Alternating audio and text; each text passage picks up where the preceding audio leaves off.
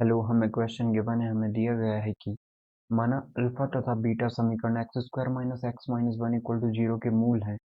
यदि पी के equal to में अल्फा की पावर के प्लस बीटा की पावर के is greater and equal to one, तो निम्न में से कौन सा कदम सत्य आपको बताना है, सत्य नहीं है आपको बताना है। ठीक है, तो यदि हम देखें कि x square minus x minus one equal to zero के दो रूट हमें गिवन है, अल्फा और बीटा। अब अब यदि हम इसको देखें कि यदि अल्फा और बीटा इसके रूट हैं, मतलब ये तो इक्वेशन को सेटिस्फाई करने चाहिए। तो एक तो ये टर्म बन जाएगी हमारे पास, और बीटा के रिस्पेक्ट पे beta square minus beta minus one equal to zero बन जाएगी। ठीक है, तो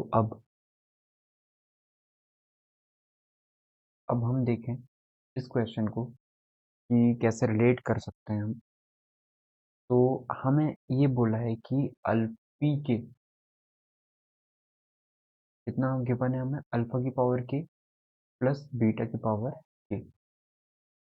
तो पी वन लोगे तो अल्फा की पावर वन बीटा की पावर वन, इस तरीके से आ जाएगा। ठीक है, तो हम देखते हैं कि पी वन लेंगे तो अल्फा प्लस बीटा आ जाएगा।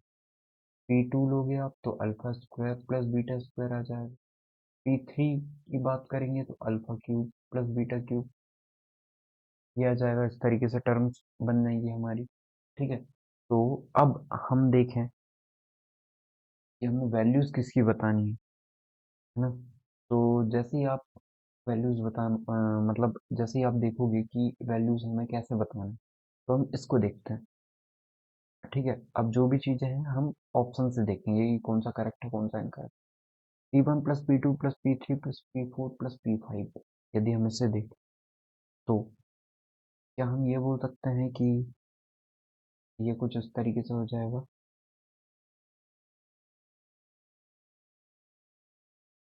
कि हमने ना पी वन को लिख लिया alpha plus beta, P two को alpha square plus beta square, इसे alpha cube plus beta cube, इस तरीके से। ठीक है, लेकिन यदि हम इसको रिलेट करना चाहें कि यदि हम पी फाइव लिख रहे हैं तो वो कैसे लिख सकते हो आप पी फाइव।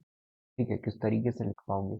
तो यदि हमें पता है कि अल्फा प्लस बीटा कितना होता है, अल्फा प्लस बीटा होता है माइनस का बी बाई, तो प्लस का वन, यदि हम बोलना चाहें तो ये बोल सकते हैं।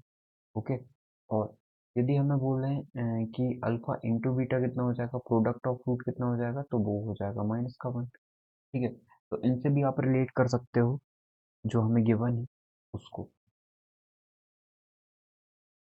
फिर ये हम ना और भी फॉर्मूले जो बन सकते हैं वो देख लेते हैं। तो इसके लिए देखो, ये प्रॉपर्टी तो मैन होगी जो कि आपको याद रखनी है। अब यदि हम बात करें कि पी के यदि हमें इतना गिवन है, तो हमने यहाँ से जो चीज़ें निकाली हैं इसका भी यूज़ कर लेते हैं। तो क्या हम यहाँ पे बोल सकते हैं कि अल्फा स्क्वायर इक्वल टू होगा वन प्लस अल्फा, और यहाँ पे हम बीटा स्क्वायर इक्वल टू क्या लिख सकते हैं, वन प्लस बीटा। ठीक है, तो यदि हम पी वन निकालें, एक सेकेंड, यदि हम पी वन निकालें तो पी वन की वैल्यू कितनी हो जाएगी।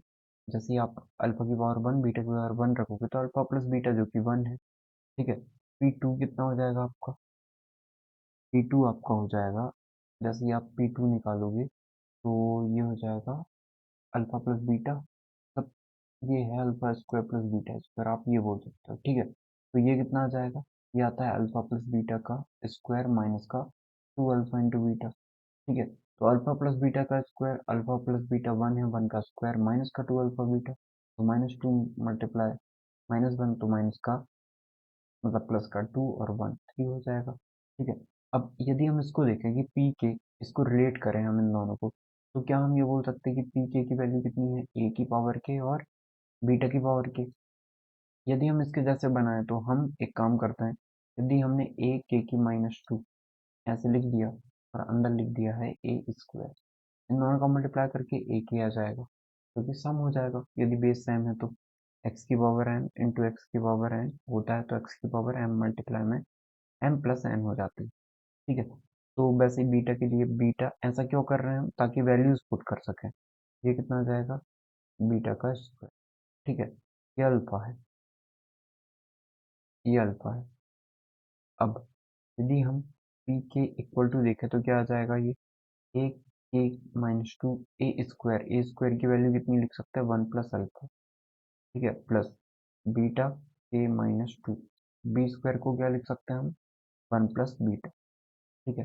सॉल्व करते हैं, जैसे ही मल्टीप्लाई करोगे तो ए के माइनस टू आ जाएगा, प्लस अल्फा का मल्टीप्लाई करेंगे अल्फा के साथ तो अल्फा के माइनस का 1 आ जाएगा, फिर बीटा के माइनस टू और प्लस बीटा के माइनस 1। तो हम देखें यहाँ पे तो अल्फा के माइनस टू ये है, ठीक है। तो हम बोल सकते हैं ये पी के माइनस टू हो जाएगा, क्योंकि इसकी पावर के माइनस टू है तो पी के माइनस टू होगा, ठीक है।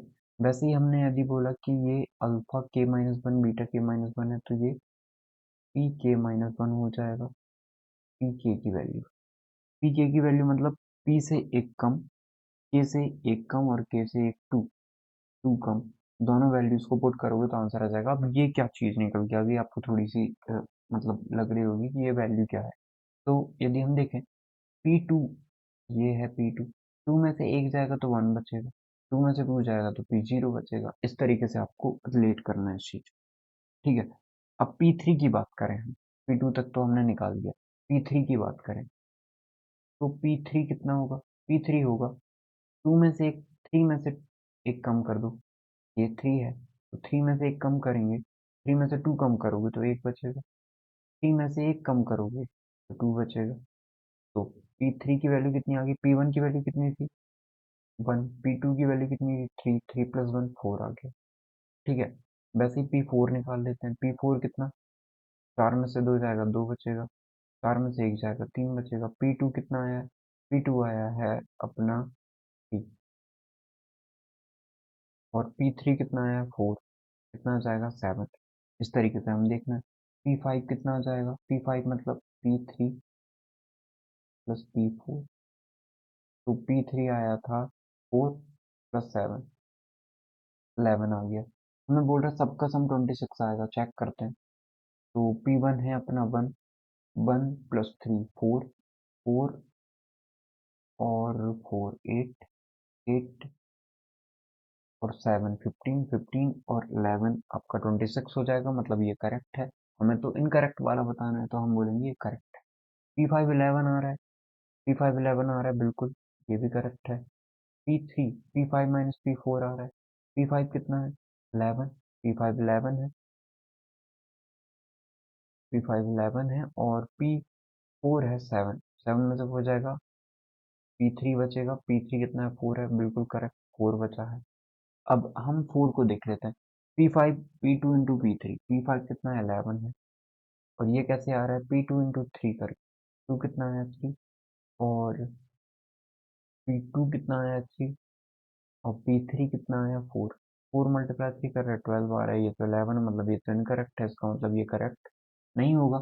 तो यही हमारा करेक्ट आंसर होगा, क्योंकि सत्य नहीं बताना तो यही होगा। बाकी ये स्टेटमेंट इनकरेक्ट है और हमें इनकरेक्ट ही बताना था, सत्य नहीं है बताना था। Option number four is the correct answer. I hope आपको समझ में आया होगा। Thank you.